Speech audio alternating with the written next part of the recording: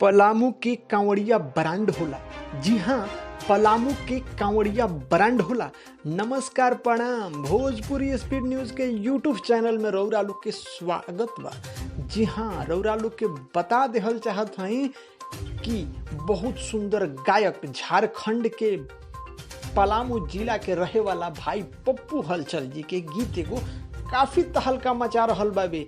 लोग यह गीत के बारे में का कुछ कहता या अपन का कुछ रिस्पॉन्स देता। और जब हमनी के पप्पू हलचल जी से मुलाकात करनी तो पप्पू हलचल जी यह गीत के बारे में का कुछ बतौलन। रउरा लोग के हम खबर विस्तार से बतावे जा रहल बानी, लेकिन ओकरा से पहले एगो छोटा सा आग्रह करतनी कि रउरा लोगिन आज सावन के तिसरका सोमवारी हवे। यह सोमवारी के अवसर पर रउरा लोग से एगो छोटा सा आग्रह बा कि रउरा लोगिन हमारा यूट्यूब चैनल यानी भोजपुरी स्पीड न्यूज़ के यूट्यूब चैनल के धकाधक सब्सक्राइब कर दी, बगल में बेल आइकन दबा दी, साथे साथे ये फेसबुक पेज के यानी भोजपुरी स्पीड न्यूज़ के फेसबुक पेज के भी रउरा लोगिन फॉलो कर दी।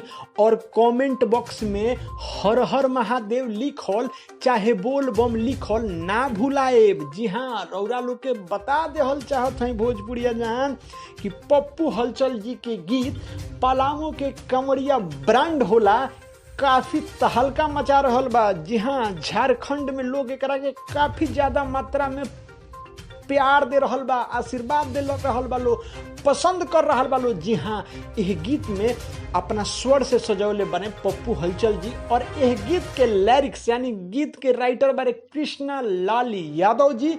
और साथे साथे बता देहल चाहत हैं कि यह गीत के खूब बढ़िया बहुत सुंदर एगो संगीतकार, जी हाँ दोसर कोई ना बल्कि पप्पू हलचल जी खुद ही एमे संगीत भी दिले बारन। साथे साथे बता देहल चाहते हैं भोजपुरिया जहान यह वीडियो के बहुत सुंदर डायरेक्टर, जी हाँ अरुण शर्मा जी डायरेक्ट कैले बानी। जी हाँ, ये वीडियो के बहुत बड़ा डायरेक्टर अरुण शर्मा जी ये वीडियो में बनौले बानी, काम कैले बानी वहाँ के। आ ई गीत रिकॉर्डिंग भइल बा जान तनी कहाँ वहाँ नइखे जाना तो रउरा लोग के भी बता दे रहल बानी, श्रुति स्टूडियो पटना में रिकॉर्ड भइल बा। जी हाँ भोजपुरिया जहान, तो रउरा लोगिन अगर अभी तक एक गीत के नइखे सुनले तो फटाफट जाई, हम लिंकवा डिस्क्रिप्शन बॉक्स में डाल देले बानी, ए लिंकवा से जाके पूरा सुनी। पलामू के कांवड़िया ब्रांड होला। साथे साथे रउरा लोगिन भी हमारा ये यूट्यूब चैनल यानी भोजपुरी स्पीड न्यूज़ के यूट्यूब चैनल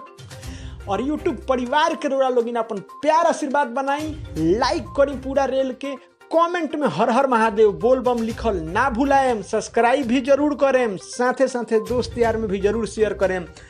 हर हर महादेव।